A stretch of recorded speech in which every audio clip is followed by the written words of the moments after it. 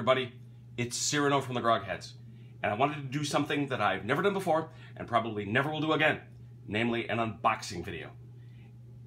And it's not for this game. This game is awesome, this game is wonderful, but this has something to do with the game underneath that I wanted to talk about. Back in 1980, I was a freshman in high school, and a buddy of mine came up and said he wanted to play a war game with me. Well, back then, there weren't a lot of people my age to play war games with, so I figured, great, let's do it. And he brought this game over. This isn't a copy, this is from Half Price Books, but that's a whole other story. He brought this game over, and we played the devil out of it. If you know it, you know it's not the most complicated, it's not the most detailed, but it did a great job of evoking the issues, the strategies, the topics that confronted the commanders in the North Atlantic during the Second World War. And I loved it. Sure, it's called Dice at Sea. So what? It's a classic. It's a great game I've written about before. And well, then this happened.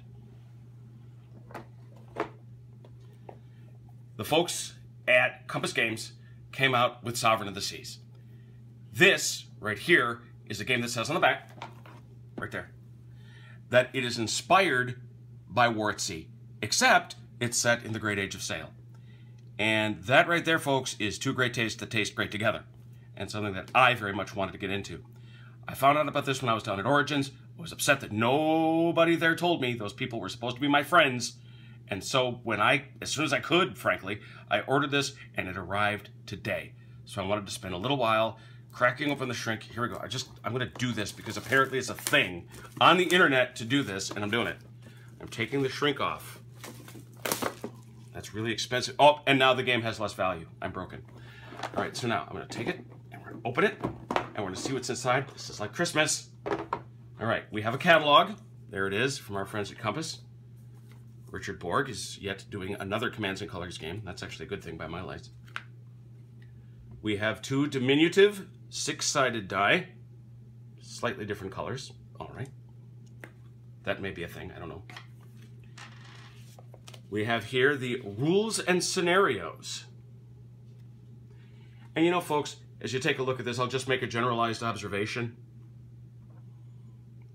Thinking of War at Sea and its monochromatic approach to everything, it is amazing the level we're at in terms of the quality of these sorts of things. And that looks like a really pretty battle array. I like that a lot.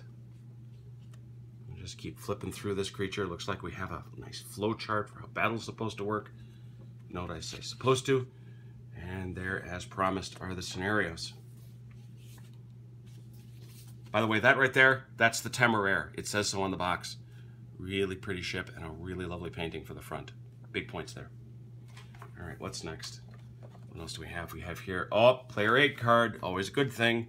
I've seen one. There's usually two players, folks. Come on, give me two. Anyway, all right, player aid card. Ah, leader pools. I have a fancy hunch that with as many individual ships as there are going to be in this creature, that they felt the need to do something like this. Here's the other side. Oh, ship picture. Give me a screensaver, folks. Give me a screensaver on this one. All right. There's the ship pool for the Empire. Oh, the British ruled Britannia. Another lovely ship picture. Is that the same one? It's not. That is so cool. All right. Keep going. I know you're bored. All right, right here we have the British Fleet composition display. Probably means something. Find out later. Yet another lovely nautical picture. These people don't mind spending money on art. French composition. So lovely. Dutch-Spanish fleet composition table. There we go. And some of their stuff. Ooh. Over here what do we have? Oh, look at that! They gave us another player aid card. Well done, Compass Games. Here we go. The map. Let's see what we have. Looks like it's going to come in two parts. Oh, that's upside down. And they did say it was going to encompass the entire globe. So this may be a little big for the shot. That's okay. That is a nice big map. Those who know War at Sea know that it's printed on the half of a Panzer leader board. So this is much bigger. I'm a sucker for mounted boards, but This is nice. They've got some clear graphics. We have some tracks running around the side that must again mean something. But we also have all the different sea areas and the sea locations. All right. Put that away. And I got to tell you, this is the thing that I was really excited about. There are a lot of ships in this game. Now, mind you, they're not big, really cool ships like this one. Come from Sails of Glory. Yes, that's right. My friend Doug, Panzer Day, he and I are buying lots of little ships. Why wouldn't you? But they're still pretty neat. Let's take a look at them. All right, if we get up to see, we have them by name. And that's one thing that I think is really kind of cool.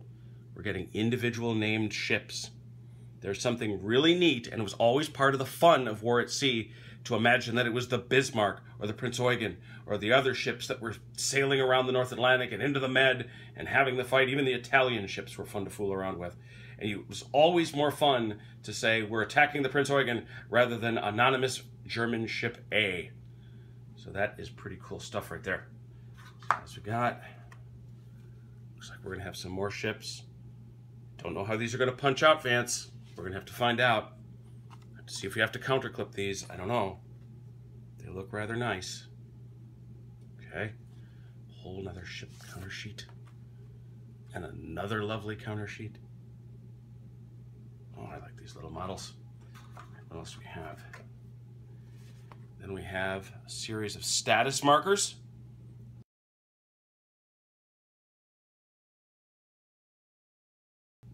So these counters right here, these are your status markers, these are your situational markers, but they're also your commander markers.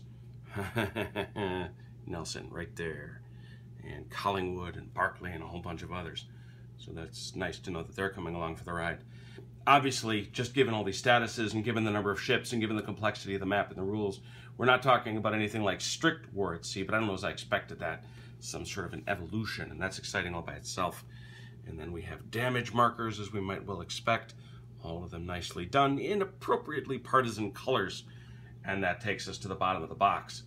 So that is the unboxing of, oh, upside down, Sovereign of the Seas. This is exciting. Please pay attention at grogheads.com. I'm sure I'll be writing a review of this in the not too very distant futures. In the not too distant future, don't know if I'll ever do another unboxing video, but this one was special, and I wanted to say so. Take care out there.